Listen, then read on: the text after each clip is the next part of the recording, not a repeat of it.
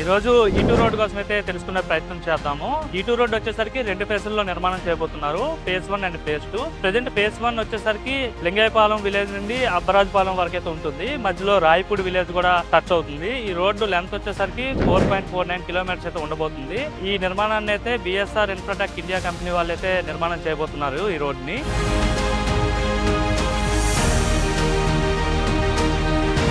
ఈ రోడ్డు వచ్చేసరికి సబాటియల్ రోడ్ అనమాట. రైట్ ఆఫ్ వే వచ్చేసరికి 50 మీటర్స్ ఉంటుంది. మొత్తం 3 రోడ్స్ ఉంటాయి ఇందులో. లెఫ్ట్ సైడ్ ఉన్న రోడ్డు వచ్చేసరికి లెఫ్ట్ సైడ్ క్యారేజ్ వే, ఇది వచ్చేసరికి 7 మీటర్స్ ఉంటుంది. మధ్యలో BRT రోడ్డు కూడా ఉంటుంది. ఈ BRT రోడ్డు వచ్చేసరికి కూడా 7 మీటర్స్ ఉంటుంది. అలానే రైట్ సైడ్ క్యారేజ్ వే RHS వచ్చేసరికి అది కూడా 7 మీటర్స్ ఉంటుంది. మొత్తం చూసుకుంటే 21 మీటర్స్. మొత్తం కూడా ఈ 3 రోడ్లు కలిపి ఒక్కొక్క రోడ్ లో కూడా 2 లేన్స్ కలిపి 6 లేన్స్ అయితే ఉంటాయి. అట్లానే ఈ రోడ్డుకి left side and right side both sides కూడా సైకిల్ ట్రాక్ వస్తుంది. అలానే మధ్యలో గ్రీన్ బెల్ట్ జోన్ వస్తుంది. తర్వాత వచ్చేసరికి వాకింగ్ ట్రాక్ వస్తుంది. అలానే రైట్ సైడ్ కూడా cycle track, green belt zone, walking track అనేది కామన్ ఈ రోడ్డుకి. అలానే రోడ్స్ విషయంలో మొత్తం అండర్ గ్రౌండ్ డ్రైనేజ్ వస్తుందని చెప్పాను కదా.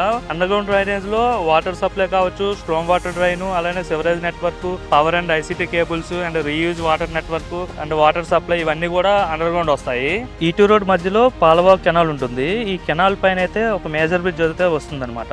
ఈ బ్రిడ్జ్ లెంత్ వచ్చేసరికి 200 మీటర్స్ ఉంటుంది. కింద రోడ్ ఎట్లయితే 6 లేన్స్ ఉందో బ్రిడ్జ్ లో కూడా మొత్తం 6 లేన్స్ ఉంటుంది. రైట్ ఆఫ్ వే వచ్చేసరికి 50 మీటర్స్ ఉంటుంది బ్రిడ్జ్ కూడా.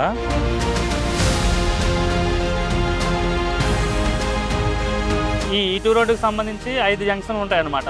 అవి ఏంటంటే E2 N11 junction, E2 N12 junction, E2 N13 junction, E2 N14 junction, E2 N15 junction అనమాట. ఈ రోడ్డు లింగయ్యపాలెం గ్రామం వరకు స్టార్ట్ అవుతుంది కదా. లింగయ్యపాలెం గ్రామం నుండి రాయపూడి విలేజ్ వరకు లెఫ్ట్ సైడ్ ఉన్న ఏరియా అంతా కూడా రైతులకు ఇచ్చే returnable flats LPS zone 6A అనమాట. అలానే రాయపూడి విలేజ్ దగ్గర left side AP NRT iconic tower అయితే నిర్మాణం జరుగుతుంది. అలానే రైట్ సైడ్ వచ్చేసరికి CM నివాసం, అలానే గవర్నర్ నివాసం వస్తాయి. గవర్నర్ నివాసం అంటే లోక్ భవన్.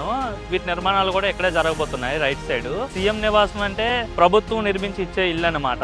అలానే అబ్బరాజుపాలెం వద్ద right side Pullela Gopichand badminton academy కూడా రాబోతుంది. దీనికి సంబంధించి ప్రభుత్వం 12 ఎకరాల భూమిని కూడా కేటాయించింది. ఈ నిర్మాణానికి సంబంధించి ఆల్రెడీ భూమి పూజ కార్యక్రమం కూడా జరిగింది. ఈ రోడ్లు ప్రెజెంట్ ప్రోగ్రెస్ వచ్చేసరికి సర్వేగంగా అయితే నిర్మాణాలు జరుగుతున్నాయి. ఈ రోడ్డు నిర్మాణం పూర్తయిన తర్వాత ఫేజ్ 2 లో భాగంగా వెంకటపాలెం నుండి లింగయ్యపాలెం వరకు అయితే నిర్మాణం జరగబోతుంది.